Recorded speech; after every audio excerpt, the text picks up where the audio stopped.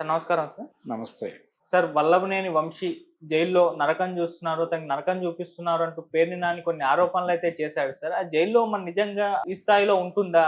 అంటే ఖైదీలు నరకం అనుభవించే స్థితిలో ఉంటారా? లేకుంటే గవర్నమెంట్ ఏమన్నా వాళ్ళకు టార్చర్ పెట్టాలనుకుంటే ఆ విధంగా ఆ దిశగా అడుగులు వేస్తారంటారా? అసలు ఇప్పుడు జైల్‌లో వల్లభనేని వంశీ కండిషన్ ఏ విధంగా ఉంటుంది? అంటే ఏ విధంగా పరిస్థితులు ఎదుర్కొంటున్నారు? మరి పేర్ని నాని ఆరోపణలపైన మీ ఒపీనియన్ ఏంటి సార్? వల్లభనేని వంశీ గారు ఎక్కడున్నాడు? ఏ జైల్లో ఉన్నాడు?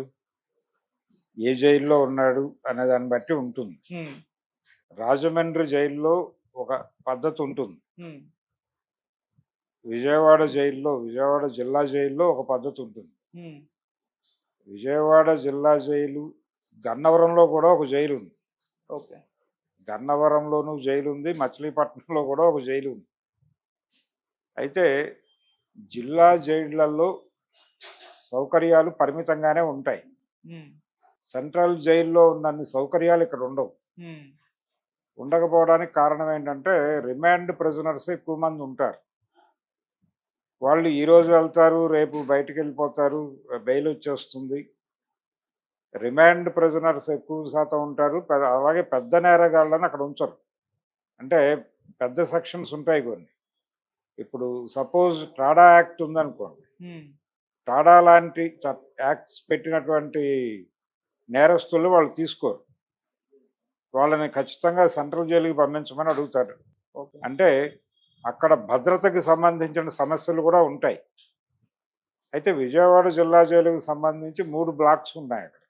3 బ్లాకులుగా జైలు ఉంది. First block, second block, third block అంటారు. వర్గ సమాజంలో ఎలాగైతే సమాజంలో వర్గాలు ఉన్నాయో, అగ్రకులాలు, కింది కులాలు ఎలా ఉన్నాయో, ఆధిపత్య కులాలు, బానిస కులాలు ఎలా ఉన్నాయో, జైల్లో కూడా అలాగే ఉంది.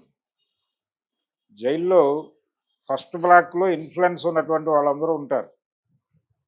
అదేమీ పెద్ద గొప్పగా ఏముండదు. మామూలు రూమే, కాకపోతే కొంచెం ఫ్యాను, గది చిన్నగా ఉంటుంది. ముందు చాలా స్పేస్ ఉంటుంది. అలా కూర్చొని మాట్లాడుకోవడానికి దానికి అవకాశం ఉంటుంది. ఇది ఫస్ట్ బ్లాక్‌లో వ్యవహారం.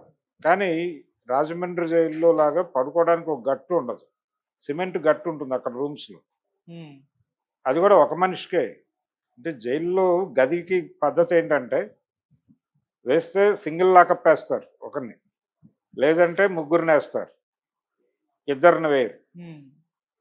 అది సిస్టమ్. అంటే ఇద్దరు కొట్టుకుంటే మూడో వ్యక్తి సాక్ష్యంగా ఉంటాడనేది వాళ్ళ ఉద్దేశం. ఓకే.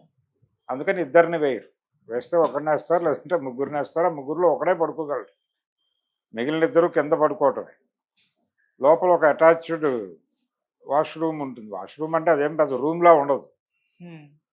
ఒక పక్కకి ఒక బేసిన్ ఉండి, ఒక చిన్న గోడ ఉంటుంది దానికి అడ్డు అంతే. చిన్న పెట్టగోడ ఉంటుంది. అక్కడ నీళ్ళు ఏర్పాటు చేసుకొని ఏదైనా ప్రాబ్లమ్ వస్తే నైట్ అక్కడ కానిచ్చుకోవాలి. బయటకు తీయరు. మార్నింగ్ అన్‌లాకప్ చేస్తారు. అన్‌లాకప్ చేసిన తర్వాత బయట తిరగొచ్చు. ఆ బ్లాక్ వరకు తిరగొచ్చు. ఈ ఫెసిలిటీ వీళ్ళకుంటుంది. అలాగే సెకండ్ బ్లాక్ ఇంకొంచెం పెద్ద గదులుంటాయి. ఎక్కువ మంది ఉంటారు గదిలో. హ్మ్. ఆ ఎక్కువ మంది ఉండటం అనేది ఒక అడ్వాంటేజ్, ఒక ఇబ్బంది కూడా. ప్రైవసీ ఉండదు. అందుకని అక్కడ అదో మధ్య తరగతి బ్లాక్. దాని తర్వాత పూర్తిగా దిగువ స్థాయి బ్లాక్ ఒకటుంటుంది, థర్డ్ బ్లాక్. ఓకే. ఆ third block back side kitchen వ్యవహారం ఉంటుంది. భోజనాలు అవన్నీ అక్కడి నుంచి వస్తాయి. భోజనాలు వాళ్ళే పెడతారు. జైలు నిబంధనల ప్రకారం భోజనం లోపలే చేయాలి వాళ్ళు. బయట నుంచి నాట్ అలౌడ్ ఏది. అంటే బయట నుంచి వచ్చే వాటిలో ఏదైనా కలిసి వస్తే ప్రమాదం కాబట్టి అలౌ చేయరు. హ్మ్. కానీ విజయవాడ జైలు గతంలో బయట నుంచి తెప్పించుకునే ఒక సౌలభ్యం ఉండేది. ఈ మధ్య కొంచెం కట్టుదిట్టాలు చేశారు. ఇదివరకు రోజుల్లో టిఫిన్ కూడా బయట నుంచి తెప్పించుకునేవాళ్ళు చాలామంది. ఓకే. అంటే లోపలికి వచ్చేటువంటి స్టాఫ్ ఉంటారు. అంటే ప్రిజన్ స్టాఫ్ మాత్రమే కాదు. కటింగ్ చేయటానికి వచ్చేటువంటి వాళ్ళు, ఇలాంటి స్టాఫ్ ఉంటారు కొంతమంది. పారిశుధ్యం, హ్మ్. వంట వాళ్ళు, ఇలాంటి వాళ్ళు బయట నుంచి వచ్చే స్టాఫ్ ఉంటుంది. వాళ్ళకి ముందు రోజే డబ్బులు ఇచ్చేస్తారు. రేపు బలాంది పట్టుకురాని. వీళ్ళకి ఒక హోటల్‌తో టై అప్ ఉంటుంది. అక్కడి నుంచి వీళ్ళు కోరిన టిఫిన్‌ల కాగితాలు నైటే వెళ్ళిపోతాయి. హ్మ్. ఉదయం 6 రెడీ అయిపోయి ఉంటాయి ప్యాకెట్స్ అన్ని. ఓకే. 7కి వాళ్ళు డ్యూటీకి వచ్చేటప్పుడు ఎవరి దాళ్ళకి పడేసి వెళ్ళిపోతారు. వెళ్ళిపోయే వాళ్ళు ఇదివరకు. ఇప్పుడు ఆ ఫెసిలిటీ లేదు. ఇదివరకు రోజుల్లో ఉండేది. ఇప్పుడు అది దాని స్థాయి పెంచారు. దాని స్థాయి పెంచిన తర్వాత పోయిందది. నిజానికి ఆ జైలు కూడా అక్కడి నుంచి తరలించాలి అని ఒక ప్రతిపాదన చాలా కాలంగా ఉంది. హ్మ్. చంద్రబాబు నాయుడు గారు ఉమ్మడి రాష్ట్ర ముఖ్యమంత్రిగా ఉన్న రోజుల నుంచి ఆ ప్రతిపాదన ఉంది. ఆ జైలు అక్కడ తీసేయాలి అని. తీసేసి ఊరి చివర కట్టాలి అనే ప్రతిపాదన ఉంది. దానికి స్థలం కేటాయింపు కూడా జరిగింది. కానీ జైలు షిఫ్ట్ అవ్వట్లేదు. ఇక్కడే ఉంటోంది. ఇది సౌకర్యంగా ఉందని చెప్పి ఇక్కడ నడుపుతున్నారు. ఈ నడిపే క్రమంలో దీన్ని కొంచెం బెటర్మెంట్ చేశారు. కొంచెం కట్టుదిట్టమైన ఏర్పాట్లు చేశారు. అందులో భాగంగా కొన్ని ఫెసిలిటీస్ పోయినాయి. ఆ పోయిన ఫెసిలిటీస్‌లో ఇదొకటి. సో, బయట నుంచి తెప్పించుకునే వాళ్ళు చాలా బయట నుంచి వచ్చేసేవి. టీలు రెగ్యులర్‌గా వచ్చేవి బయట నుంచి. ఆ ఎదురుగుండా అంటే తాలూకా ఆఫీస్ ఉంటుంది. తాలూకా ఆఫీస్‌లోనే వెనకాల జైలు ఉంటుంది. ఇది బ్రిటిష్ వాళ్ళ స్ట్రక్చర్. ఎలా ఉంటుందంటే బ్రిటిష్ వాళ్ళ స్ట్రక్చరు లోకల్ ఆఫీసులన్నీ ఒకే కాంపౌండ్‌లో కడతారు. హ్మ్. ట్రెజరీ కూడా అక్కడే ఉంటుంది. ఓకే. ట్రెజరీ, తాలూకా ఆఫీసు, ఇతర ప్రభుత్వ కార్యాలయాలు, పౌర సరఫరాలు ఇవన్నీ ఒకే కాంపౌండ్‌లో కట్టేసి, ఆ కాంపౌండ్‌లోనే జైలు కూడా పెట్టేసేవారు. పెట్టేసి అది మొత్తం ఒక కాంపౌండ్ కింద ఉంటుంది. ఇది వాళ్ళ స్ట్రక్చర్. ఏ ఊళ్ళో అయినా ఇదే ఉంటుంది. మీరు ఏ ఊరికెళ్ళండి, ఆ ఊళ్ళో తాలూకా ఆఫీస్ ఉన్న చోటే ట్రెజరీ ఉంటుంది. హ్మ్. ఆ ట్రెజరీ పక్కనే జైలు ఉంటుంది. ఈ స్ట్రక్చర్ ప్రకారమే విజయవాడలో కూడా ఉంటుంది. అయితే గాంధీనగర్ సెంటర్‌లో ఉంటుందది. ఉండడంతో హార్లిక్స్ సీసాలు ఇచ్చి, ఆ పక్కన ఉన్నటువంటి డైమండ్ టీ సెంటర్ దగ్గర నుంచి టీలు తెప్పించుకునేవాళ్ళు వీళ్ళు. హ్మ్. గేట్ దగ్గర సీసా డబ్బులు ఇచ్చేస్తే, కొంచెం కమిషన్ తీసుకొని సీసా బయటకి పంపించి, ఈ డెలివరీ కోసం బాయ్స్ ఉండేవాళ్ళు ఉంటారక్కడ. వాళ్ళకి ఇచ్చేస్తే వాళ్ళు పట్టుకొచ్చి ఇచ్చేస్తారు. అంత ఈజీ మార్కెట్ యాక్సెసిబిలిటీ ఉండేది విజయవాడ జైలుకి. ఇప్పుడు కొంచెం కట్టుదిట్టం చేశారు. ఒక గేటు వ్యవస్థ అన్నీ వచ్చినాయి ఇప్పుడు. హ్మ్. పాత రోజుల్లో నేను ఆ జైల్లో ఉండగా పరిస్థితి ఉండేది. రాత్రి అంటే ప్రాపర్ కూర లేకపోతే బయట నుంచి డబ్బులు ఇచ్చేస్తే తెప్పించేసేవాళ్ళు. ఏదో కూర మనం చెప్పింది. దాంతో తినేసి పడుకునేవాళ్ళం. ఈ పరిస్థితి ఉండేది. కానీ ఈ మధ్య కొంచెం తగ్గింది. విజయవాడ జైలుని 5 స్టార్ జైలు అనేవాళ్ళు ఆ రోజుల్లో. 5 స్టార్ జైలు అంటే ఏదైనా దొరుకుతుంది మీ దగ్గర డబ్బులుంటే అనే పరిస్థితి ఉండేది. కానీ ఇప్పుడు అంత లేదు. జైల్లో ఏం పెడతారో అదే తినాలి. హ్మ్. చంద్రబాబు నాయుడు గారు కూడా అదే తినాలి రాజమండ్రిలో. కానీ ఆయనకి ఒక కోర్టు నుంచి పర్మిషన్ తెచ్చుకున్నాడు ఆయన. భోజనం బయట నుంచి తెప్పించుకుంటామని. అలాగే ఇక్కడ వల్లభనేని వంశీ దగ్గరికి వచ్చేసరికి ఆయనకి అనారోగ్య సమస్యలున్నాయి. ఆయన కింద పడుకోలేడు. పడుకున్నా లేవలేడు. ఆయన వెన్నుపూసకు సంబంధించినటువంటి సమస్యతో బాధపడుతున్నాడు. అందుకని ఆయన కింద పడుకోవడం కుదరదు కాబట్టి లోపల ఫెసిలిటీస్ ఏమి ఉండవు ఇమ్మీడియట్‌గా. వెళ్ళినప్పుడు అలా అడ్జస్ట్ అవ్వాల్సిందే. కిందే ఉంటుంది. వాళ్ళు ఇచ్చేది ఏమిటి? ఒక పట్టా ఇస్తారు. ఒక దుప్పటి ఇస్తారు. అంతే. కింద వేసుకోవడానికి ఒకటి, పైన కప్పుకోవడానికి ఒకటి ఇచ్చి ఒక జైళ్ళల్లో రాజమండ్రిలోనో మరో చోట తయారైనటువంటి జనపనార పట్టా ఒకటి ఇస్తారు. హ్మ్. ఆ పట్టా వేసుకుని దాని మీద వాళ్ళు ఇచ్చినటువంటి ఒక దుప్పటి వేసుకుని దాని మీద పడుకోవడమే. తల కిందకి దిళ్ళు గిళ్ళు ఏమీ ఇవ్వరు వాళ్ళు. జైలు ప్రొవైడ్ చేయదు. వాటితోనే గడిపేయాలి. వాటితోనే గడిపేస్తారు. కాకపోతే వీళ్ళు బయట ప్రీమియం లైఫ్‌కి అలవాటు పడి ఉంటారు కాబట్టి, ఆ ప్రీమియం లైఫ్ తాలూకా జబ్బులు కూడా ఉంటాయి కాబట్టి, ఇప్పుడు అతని వైఫ్ చెప్పింది. బ్యాక్ ప్రాబ్లమ్ ఉంది. ఆయనకు వెన్నుపూస సమస్యలున్నాయి. హ్మ్. ఈ వెన్నుపూస సమస్య ఉన్న వాళ్ళకి నిజానికి అలా కటిక నేల మీద పడుకోవటం అనేది ఒక నివారణ. అనవసరంగా వీళ్ళు ఆఫీసర్స్‌కి పిటిషన్స్ అవి పెట్టుకుని, పరుపులు అవి ఏర్పాటు చేసే ప్రయత్నం చేస్తున్నారు. పరుపులు అలాట్ అయి ఉంటాయి. కన్సిడరేషన్ ఉంటుంది. కన్సిడర్ చేస్తారు. పోలీసు అంటే దీనికి కోర్టు దాకా వెళ్ళక్కర్లేదు. కోర్టు నుంచి పర్మిషన్ తెచ్చుకోవాల్సినవి కొన్ని ఉంటాయి. ఈ భోజనం వ్యవహారంలో కోర్టు పర్మిషన్ ఇవ్వాల్సిందే కానీ, ఈయనకి మెడికల్ సర్టిఫికేట్స్ డాక్టర్ ఉంటాడు లోపల. వారు ఈ ప్రాబ్లమ్ ఉన్నవాడు ఇలా పడుకోవడం కష్టం అంటే కనుక దానికి సంబంధించిన ఏర్పాట్లు బయట నుంచి చేసుకుంటే వాళ్ళు అలౌ చేస్తారు. ఓకే. అది సూపరింటెండెంట్ నిర్ణయానికే ఉంటుంది. సూపరింటెండెంట్ నిర్ణయం పరిధిలో ఉన్నటువంటి సౌకర్యాలు వాళ్ళు ఇస్తారు. అలా సౌకర్యాలు ఇవ్వడానికి ఆల్రెడీ అంగీకరించారని చెప్పింది ఆవిడ. ఇంకా వేరే ప్రాబ్లం లేదు. ఇంకా వేరే ప్రాబ్లం ఏమిటి వీళ్ళకి సమస్య? లోపల నుంచి అవుట్ క్యాంటీన్ అని ఒక ఫెసిలిటీ ఉంటుంది. ఆ అవుట్ క్యాంటీన్ రాసి ఏదైనా కావాలంటే తెప్పించుకోవచ్చు. దిండు తెప్పించుకోవచ్చు, లేకపోతే ఇంకొక 2 దుప్పట్లు తెప్పించుకోవచ్చు బయట నుంచి. అంటే వీళ్ళ అకౌంట్లో డబ్బులు ఉంటాయి. పీసీపీ అని ఒక అకౌంట్ ఓపెన్ చేస్తారు జైలుకి వెళ్ళిన ప్రతోడికి. Personal cash and property account అనేది దాని పేరు పీసీపీ అంటారు. ఆ పీసీపీలో మీ డబ్బులు ఉంటే ఆ డబ్బుల నుంచి మీరు పిటిషన్ రాసి మీకు ఏం కావాలో తెప్పించుకోవచ్చు. అవుట్ క్యాంటీన్ వార్డర్ అని ఉంటాడు. వారు సూపరింటెండెంట్ అంటే మీరు ఇచ్చిన పిటిషన్ సూపరింటెండెంట్ సంతకం పెట్టాక వారి దగ్గరికి వెడుతుంది. ఓకే. ఆ సంతకం పెట్టిన పిటిషన్లలో ఏమి రాసి ఉన్నాయో అవి కొనుక్కొచ్చి అక్కడ పడేస్తాడు అతను. అవి వీళ్ళకి డెలివరీ అయిపోతాయి. సో ఈ ఫెసిలిటీ ఉంటుంది. అలా రాసి తెప్పించుకోవచ్చు. ఏదైనా కావాలంటే మందులు డాక్టర్ గారికి చెప్పి, అయ్యా నాకు బయట ట్రీట్మెంట్ ఇది జరుగుతోంది, ఈ మందులు కావాలంటే ఆయన సంతకం పెడితే అవి తెచ్చిస్తారు. సో సమస్య ఉండదు. అలాగే ఇంటర్వ్యూ ములాఖాతులు వస్తాయి. ములాఖాతులకు వచ్చిన వాళ్ళు ఏవేవో పట్టుకొస్తారు. అవన్నీ లోపల స్టాక్ అయి ఉంటాయి. అవి తింటూ ఉంటారు. టెక్నికల్గా సమస్య ఉండదు జైల్లో. కాకపోతే ఏంటంటే మార్నింగ్ బ్రేక్ఫాస్ట్ వాళ్ళు పెడతారు. కానీ ఏం పెడతారు? ఒకరోజు ఉప్మా పెడతారు, ఒకరోజు పులిహోర పెడతారు. పూరీలు, ఇడ్లీలు, దోశలు ఇలాంటి ప్రోగ్రాం ఉండదు. ఓకే. ఎందుకంటే బల్క్ కుకింగ్ ఒకటి. రెండోది యాక్చువల్గా ప్రిజన్స్కి బ్రేక్ఫాస్ట్ ఇది లేదు రూల్. అయితే 60 దశకంలో సెంట్రల్ జైళ్లలో ఒక నిరాహార దీక్ష జరిగింది. ఎంవి రమణారెడ్డి గారు ఇప్పుడు ఉన్నాడు ఆయన రైటర్. ఎంవీఆర్ పొద్దుటూరు డాక్టర్ ఆయన. వారు అప్పుడు జైల్లో ఉన్నాడు అక్కడ రాజమండ్రిలో. వీళ్ళందరూ ఒక సమ్మె చేసి ప్రభుత్వం నుంచి ఒక ప్రొవిజన్ తీసుకున్నారు కానీ దానికి స్పెషల్ రేషన్ ఇవ్వాలి అనే డిమాండ్ సాధించుకోవాలి. ఓకే.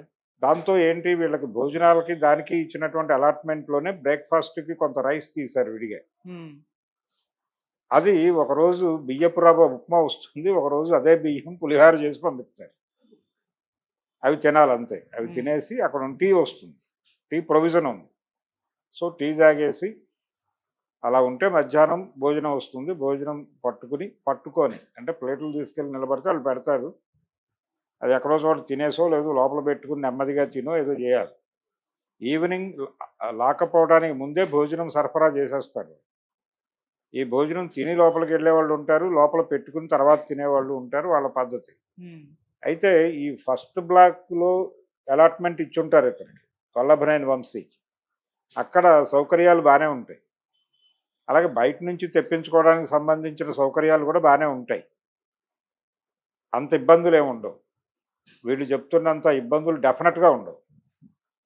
అదేదో ఆవిడ ఒక మాట వాడారు, ఆ గదిలో అలా ఉండిపోతే ఆయనకి బ్రీతింగ్ ఇష్యూస్ ఉన్నాయి, ఆ గదిలో ఆయన ఉంటారా ఏమైపోతారా? అలా ఉంచరు గదిలో. నైట్ ఉంటాడు అంతే గదిలో. రాత్రిపూట మాత్రమే గదిలో పడుకుంటారు. ఎర్లీ మార్నింగే అన్లాకప్ చేసేస్తారు.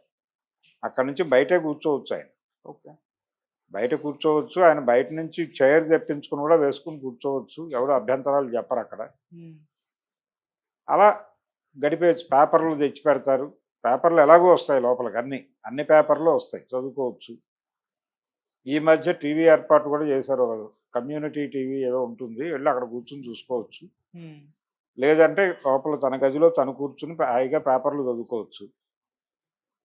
టెక్నికల్గా ఇబ్బంది ఉండదు. మహాత్మా గాంధీ లాంటి వాడికి ఇప్పుడు వీళ్ళు చెప్తున్న పద్ధతి ఎలా ఉందంటే, మహాత్మా గాంధీకి పూణేలో ఆగాఖాన్ ప్యాలెస్ని అలాట్ చేశారు అప్పుడు క్విట్ ఇండియా టైంలో ఆయన అరెస్ట్ చేసినప్పుడు.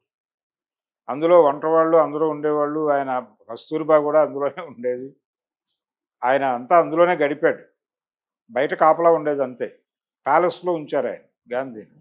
అలాంటి ప్యాలెస్లో ఉంచాలని కోరుకుంటున్నాడేమో వల్లభనేని వంశీ. కానీ ప్రజలు ఎలా కష్టాలు పడుతున్నారనేది తెలియాలి కదా ప్రజాప్రతినిధులకి. జైళ్ళు ఎలా ఉంటాయో కనీసం తెలియాలి కదా. లాకప్ ఎలా ఉంటుందో తెలియాలి కదా. లాకప్లో ఎంత దారుణమైన పరిస్థితులు ఉంటాయి. యాక్చువల్గా 24 గంటల్లో కోర్టుకు పెట్టేయాలనేది రూల్ ఉంది. కాన్స్టిట్యూషన్ ఇచ్చినటువంటి నిబంధన అది. కానీ 24 గంటల్లో కోర్టులకు పెట్టరు. అలా ఉంచి వాళ్ళకి వీలున్నప్పుడు పెడతారు. వారం రోజులు లాకప్‌లో ఉండేవాళ్ళు ఉంటారు. నెల రోజులు లాకప్‌లో ఉండేవాళ్ళు కూడా ఉంటారు. వాళ్ళు అలాగే అదే గదిలో ఎంతమందొస్తే అంతమంది 10 మంది, 15 మంది కూడా ఉంటారు ఒక్కొక్కసారి. ఓ చిన్న గదిలో. సర్దుకుని ఉండటమే. బుట్ట భోజనం వస్తుంది వాళ్ళకి. ఆ బుట్ట భోజనం సర్దుకుని తినటమే. ఆ భోజనం కూడా వీళ్ళు తీసుకురారు. అంటే వీళ్ళని కోర్టుకు పెట్టినప్పుడు కోర్టు 24 గంటలకు మాత్రమే డబ్బులిస్తుంది. ఈ మిగిలిన అన్ని రోజులకి పోలీసులే పెట్టాలి. పోలీసులు ఎక్కడి నుంచి పెడతారు? వీళ్ళు బయట వచ్చేటువంటి కలెక్షన్స్ ఉంటాయి. ఈ వెహికల్స్ ఆపినప్పుడు అప్పుడు వచ్చేటువంటి డబ్బుల ఆధారంగా వీళ్ళ మీద ఇన్వెస్ట్ చేస్తారు వాళ్ళు. ఇన్ని కష్టాలు ఉంటాయి డిపార్ట్మెంట్‌కి కూడా. అలాంటి లాకప్‌లో ఉంటే ఆ లైఫ్ తెలుస్తుంది. అలాంటి లాకప్‌లో లేకుండా జీవితం ఎలా తెలుస్తుంది వీళ్ళకి ప్రజాప్రతినిధులకి? ఈ తర్ఫీదు ఉండాలి కదా! ప్రజా జీవితం మీకు తెలియాలంటే. అందుకని ఇదంతా ట్రైనింగ్ క్యాంపులు. ఇవన్నీ ట్రైనింగ్ సెంటర్స్. జైలుకెళ్ళకపోతే జీవితం తెలీదు. జైళ్ళల్లో కష్టాలు ఎలా ఉంటాయి? సిగరెట్లు తాగే హ్యాబిట్ ఉంటుంది కొంతమందికి. లోపలికి వెళ్ళగానే సిగరెట్ దొరకదే. కానీ వీడికి టెన్షను, ఈ కేసు ఏమైపోతుందో తెలియని టెన్షను, జైలుకొచ్చేసామనేటువంటి ఒక టెన్షను, ఇలా సైకలాజికల్ డిప్రెషన్స్ రకరకాలుగా ఉండి వీడికి సిగరెట్ కోసం వెంపర్లాడతాడు. ఈ సిగరెట్లు వడ్డీకి అమ్ముతారు లోపల. అంటే కొంతమంది దగ్గర ఉంటాయి పెట్టెలు. ఓకే. వాళ్ళు వీడి నెంబరు, వీడికి ఒక అండర్ ట్రయల్ అయితే అండర్ ట్రయల్ డ్యూటీ నెంబర్ అని ఇస్తారు. లేదు శిక్ష పడితే కన్విక్ట్ అయ్యాడని చెప్పి కన్విక్ట్ నెంబర్ ఇస్తారు. ఈ నెంబర్లు అవి నోట్ చేసుకుని వాటితో ఒక అండర్టేకింగ్ రాయించుకుని వాడికి ఒక సిగరెట్ పెట్టిస్తారు. ఒక సిగరెట్ పెట్టెకి 2 సిగరెట్ పెట్టెలు ఎదురివ్వాలి. వీడి అకౌంట్లో డబ్బులు పడి వీడు బయట నుంచి తెప్పించుకుని వాడికి ఇవ్వాలి. ఇది కండిషన్. ఈ 2 పెట్టెలు ఇస్తారని చెప్తే ఒక పెట్టిస్తాడు. ఇది వడ్డీ. ఒక పెట్టె వీడు తీసుకున్న దానికి చెల్లింపు, ఒకటి వడ్డీ కింద చెల్లింపు. 1:2 నిష్పత్తిలో మీరు సంతకం పెట్టాలి దేనికైనా. ఈ వ్యసన పరుల కోసం వడ్డీ వ్యాపారం నడుస్తుంది లోపల. ఇలా ఇదంతా తెలియాలి కదా జీవితం. తెలియాలంటే ఆ లైఫ్ అనుభవించాలి. నువ్వేమో బయట రాజకీయ వ్యాపారం చేసి, సీరియస్గా రాజకీయ వ్యాపారం చేసి కోట్లు సంపాదించుకుని ఉన్నవాళ్ళు వీళ్ళెవరు తిండికి గతి లేని పరిస్థితుల్లో ఏ రాజకీయ నాయకుడు లేడు ఇప్పుడు భారతదేశం. కాబట్టి వీళ్ళ జైల్లో సమస్యలు బాధపడుతున్నారు. ఆవిడ అన్నట్టుగా సింగిల్ సల్లు గాలాడక ఏమైపోతాడో ఆయన అని మాడని అమాయకంగా తెలియక ఆయన హాయిగా తిరుగుతాడు బయట. ఏమీ కాదు ఆయనకి. బయట నుంచి తెప్పించుకొని తింటాడు. వీళ్ళు కోర్టుకు వెళ్ళి పిటిషన్ పెట్టుకుంటే ఈయనకు కూడా బయట నుంచి అంటే అనారోగ్యము, స్పెషల్ డైట్ కావాలి అనేది ఒక మెడికల్ ఇది ఉండాలి. ఒక రికార్డు చూపించి ఆ రికార్డు మీద ఒక శాంక్షన్ తెచ్చుకుంటే వారికి బయట నుంచి భోజనం అలౌ చేస్తారు. ఆ భోజనం బయట నుంచి మూట వస్తుంది, లోపలికి తీసుకెళ్ళి ఇచ్చేస్తారు. మళ్ళీ అక్కడ తిన్న తర్వాత తీసుకొచ్చి బయట పడేస్తారు. అది తీసుకుని మళ్ళీ సాయంత్రం వచ్చినప్పుడు డెలివరీ ఇస్తారు. ఇచ్చే మార్నింగ్ బ్రేక్ఫాస్ట్ నుంచి అన్నీ బయట నుంచి తెప్పించుకోవచ్చు. ఆ ప్రొవిజన్ కోర్టు నుంచి తెచ్చుకోగలిగితే అది ఎలాగూ చేస్తారు. అలాగే ఆయన కింద పడుకోకుండా లోపల పరుపు అవి ఏర్పాటు చేయడానికి సంబంధించి ఆల్రెడీ సూపరింటెండెంట్ స్థాయిలో ఒక అంగీకారం వచ్చిందని కూడా చెప్పారు ఆవిడ. అందుకని జైల్లో కష్టాలు అనేవి పెద్ద కష్టాలుగా చూస్తే కష్టాలు తప్ప కష్టాలే ఉండవు. హాయిగానే ఉంటుంది, సరదాగానే ఉంటుంది జైలు. పేపర్లు వస్తాయి, పేపర్లు చదువుకోవచ్చు. ఇంకా కావాలంటే డబ్బులు ఇచ్చి అవుట్ క్యాంటీన్ రాసుకుని పత్రికలు తెప్పించుకోవచ్చు, బుక్స్ తెప్పించుకోవచ్చు, చదువుకోవచ్చు లోపల కూర్చుని హాయిగా. బయట చదువుకునే వెసులుబాటు ఉండదు. జైల్లో చాలా వెసులుబాటు ఉంటుంది, హాయిగా చదువుకోవచ్చు. ఈ లోపల ములాఖాతులు వస్తాయి వీళ్ళకి రకరకాలుగా. పొద్దున్న ఇద్దరు వస్తారు, మధ్యాహ్నం ఒకడు వస్తాడు, సాయంత్రం వస్తాడు. యాక్చువల్గా ఒకటి కంటే ఇవ్వకూడదు కానీ వీళ్ళకి స్పెషల్ కన్సిడరేషన్ కింద ఇస్తారు. అక్కడే సగం పైన గడిపేస్తారు వీళ్ళ గదిలో కూర్చుని. ఆ ములాఖాత్ రూమ్లో పైగా పర్సనల్ ములాఖాతులే ఉంటాయి. ఇదివరకట్లాగా జాలీ ములాఖాతులు ఇదివరకు లేదు. మరి ఇప్పుడేమైనా పెట్టారేమో తెలియదు నాకు. విజయవాడ సబ్ జైల్లో గతంలో ఒక ములాఖాత్ రూమ్ ఉండేది. ఆ ములాఖాత్ రూమ్లోకి వచ్చి ఫిజికల్గానే కూర్చొని మాట్లాడుకునేవాళ్ళు. వాళ్ళు కాపలా కాసేవాళ్ళు. అయితే తర్వాత రోజుల్లో వైఎస్ రాజశేఖర రెడ్డి సీఎంగా ఉండగా అన్ని జైళ్లలోనూ జాలీ ములాఖాతులే పెట్టమన్నాడు ఆయన, సెక్యూరిటీ ప్రాబ్లం రీత్యా.